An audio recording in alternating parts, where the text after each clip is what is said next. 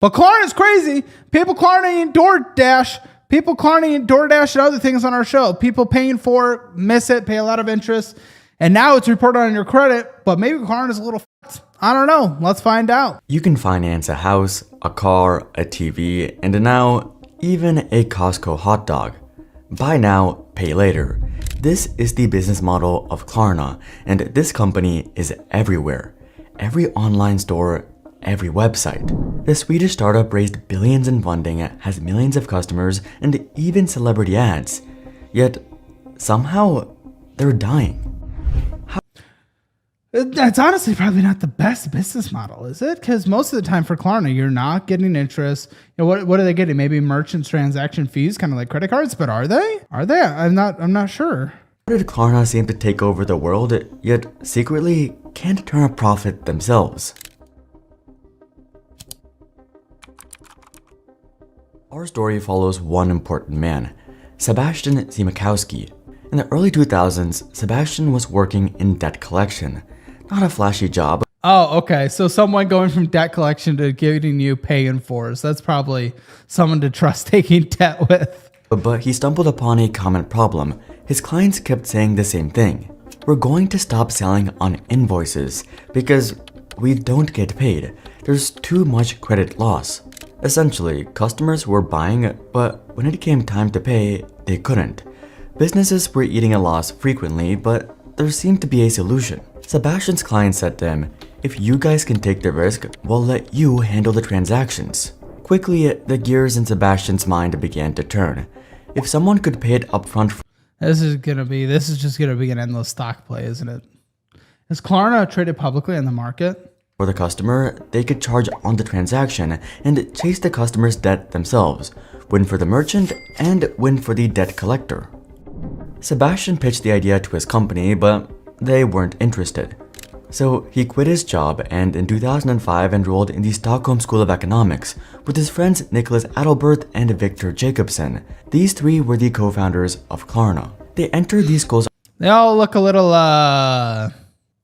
Third Reichy. And Victor Jacobsen. These three were the co-founders of Klarna. They entered these schools' entrepreneurship competition, but people didn't seem to get it. It would never work, and if it would, banks would just do it themselves, one of the judges said. The trio. Well, if that was the argument, then why do anything? Why start a business? If other businesses are doing it, it means it's not like possible. That doesn't make sense. People believed in the idea, but it seemed like no one else did. Worse still, the three were students, and students are broke. But then their salvation came from an angel, or rather, their angel investor. Jane Whalerid, a famous Swedish angel investor. She offered them a solution, but the price was heavy. 60,000 euros in seed money for 10% of the company. Oh, that is quite chunky. Jane would also provide 5 tech staff to build a platform for 9 months in exchange for another 37%. 5 tech staffs, 3 months. That's probably at least, I'd say, a couple hundred. I don't know at the time of this, but maybe a few $100,000 worth of money. Of the company. This was a lot of equity, and in the grand scheme of startups, not much funding, but it seemed like there was no other way. It was a tough decision, but we realized that we wanted to build something big, and we needed to give a lot of shares to enable it. Klarna was born, and very quickly the Swedish startup began to boom. Venture capital poured in, from millions. Because people love to find a way to find something they cannot afford, but find a way to buy it. And this makes it look much more accessible. To tens of millions, to hundreds of millions, and soon, even billions. They were ranked as one of Sweden's top 5 unicorns, and at the head of all of it was Sebastian. And with the rise of Klarna, we also saw the rise of a buy now, pay later. But how does it even work? Well, imagine you're a business owner. You add Klarna to your checkout and pay them 3 to 6% as a commission. Oh!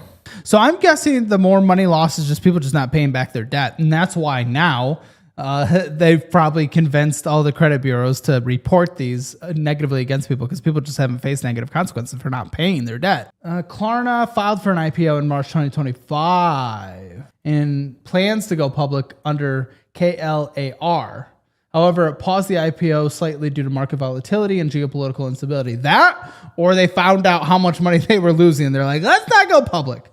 Reports suggest it may resume as soon as September of this year. Well, let's find out. And offer the customer the option to buy now and to pay in multiple installments, paying 30 days or financing options as long as 36 months. The most common use though is paying for something in 4 installments. Buy now, pay later with no interest. It makes it seem From a affordable. shirt to a nice watch to even a Costco hot dog. When a customer buys with Klarna, Klarna pays the merchant for that product and then Klarna handles the customer. And quickly, it was everywhere. That sounds like a payment you'd want to slice up. Here you go, doggy. It was essentially a debt collection company, yet Klarna had become a huge brand. Debt collection company. Okay. Of course, that's how 3 to 6% is priced in all retail prices, whether a buyer uses it for checkout. Yeah, well, some places don't offer credit because they don't want to pay the transaction fees. If you see some smaller businesses that are like, yeah, cash only, debit or cash, no credit.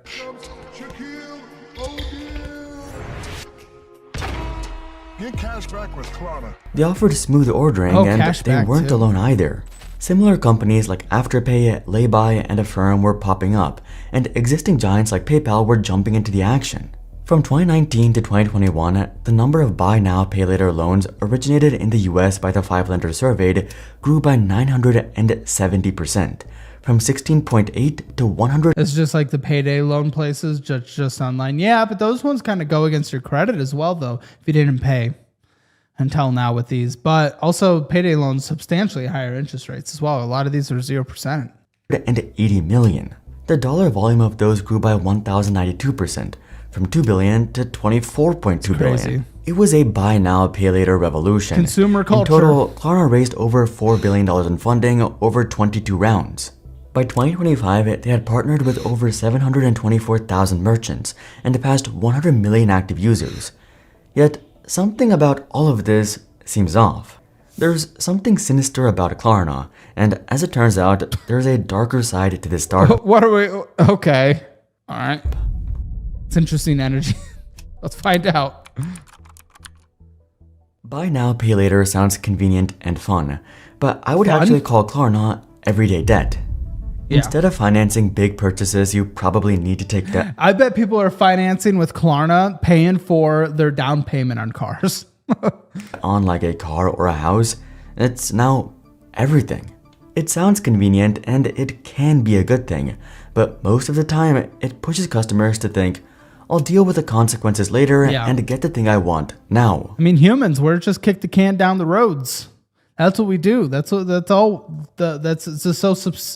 We are procrastinators like crazy. I mean, I'm a horrible procrastinator, I'll be honest. And this is the finance version of it. I mean, so are credit cards, but this is like ultimate, ultimate finance. What struggles with this, again, it's not necessarily a bad idea or bad concept or people can't finesse it. But the fact is, people just, because it feels more affordable to go paying for, people immediately just start doing it. They start doing it, and then their minimum payments become unaffordable from all the paying for it that they did, and then they can't escape it. Then they're just in an endless cycle, and that's what gets scary.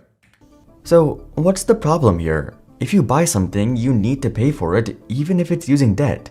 And if you can't pay, don't sign up, right? Well, a lot of the time, these are the more financially vulnerable people. They're often already in credit card debt and might not be financially literate. But Yeah, Klarna well, doesn't mind, true. and it's suspiciously easy to join. Klarna doesn't ask you They also allow you a very small amount. It's not like you're not going crazy and just blowing like $10,000 like on some credit cards. Now, also on Kickstarter, there's an option where if you spend more, you have the option to split the payments into 3 months. Yeah, of course. Endless financing.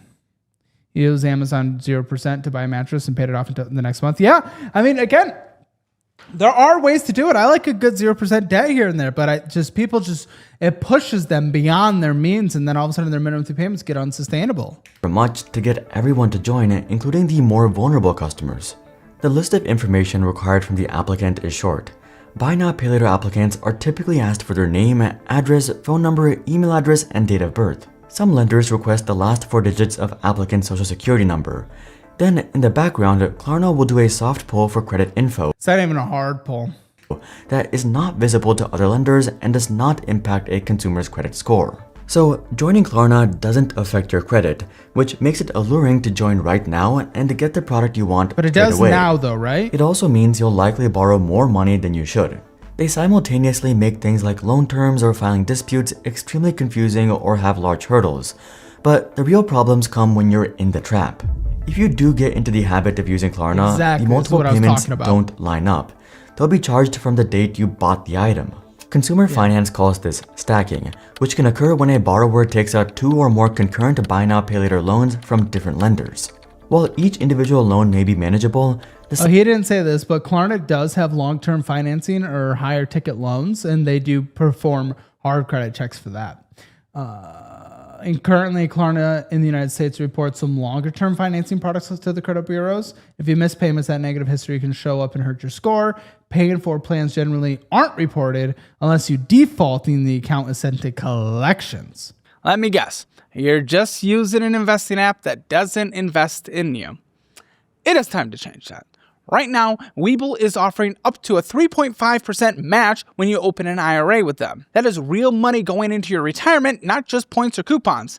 And that's just the start. Deposit $100 and you get 30 days of Webull Premium. Anywhere from $2,000 to $10,000 sitting around in your account, move it to Webull and get $200 in cash. And if you worked your way up to $5 million, that's $30,000 in your account just for moving it over. It is not just about the perks though. Webull provides the tools that serious investors want as well. TradingView integration, real-time data, zero commission trades. It actually works on all your devices. And now through September 30th, you can stack even more. Get a $100 cash bonus for a $2,000 deposit, plus a 2% cash back on all deposits, and a 30-day premium voucher, and a 4% APY booster on any uninvested cash. It doesn't get better than this, so stop overpaying for a platform that gives you nothing back and make the switch to Webull. Go to Webull.com/K/Caleb or hit the QR code or the link below. Let's get back to the show. Some of those concurrent debts may lead to financial stress. You'll be juggling multiple debt payments every single week with automatic payments. To make matters worse, these services don't check your activity on other buy now pay later platforms. So if you're swamped in one like Klarna, others like Afterpay will still happily give you debt. Which brings us to the next problem, it's true. late fees. Klarna's plans are interest-free, but if you're late on a payment, you'll be charged $7 for every missed payment. Sounds fair, but remember, if you've gotten yourself into stacked Klarna debt, those are going to add up fast, because if you missed one, you're very likely going to miss more. This is how they make a huge chunk of their revenue. You missing your payments. The wider problem with I bet these people that are missing their payments and accruing these late fees are the ones who, before this was reported to credit bureaus, didn't give a fuck. this is that those in debt struggle to get out of debt. Buy now, pay later users are also disproportionately financially vulnerable compared to other debt. A study this year found that 41% of customers had been late on a payment up from last year. That's But crazy. this is all part of the plan. From Dignity, so one question about debt collection. Are you doing it by yourself, or have you outsourced it? Yes, that's one of our revenue stream.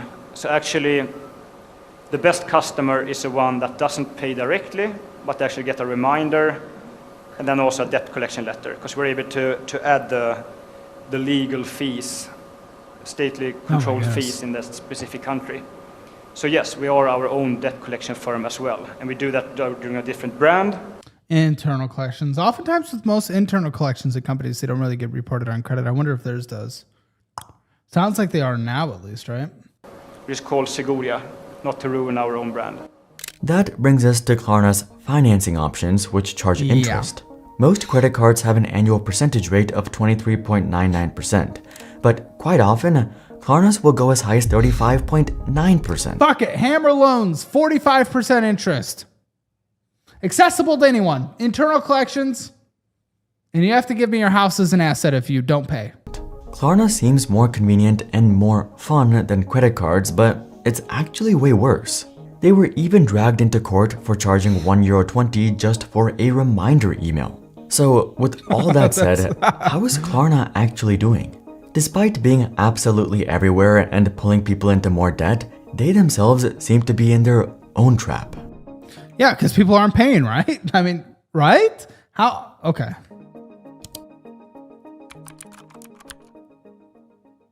This channel has 170 million views, but still hasn't crossed 1 million subscribers. It would be right now. You might think in Q1 20 and these other companies are doing well.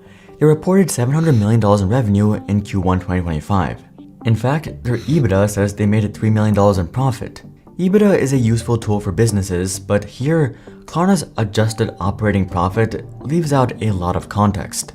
But Klarna sounds pretty confident. They just passed 100 million active users after all. Sebastian said that the momentum is undeniable. We're outpacing competitors, our merchant network is scaling rapidly, and our next-gen products are reshaping money management for I mean, you can Klarna DoorDash. That alone is fucking crazy. millions.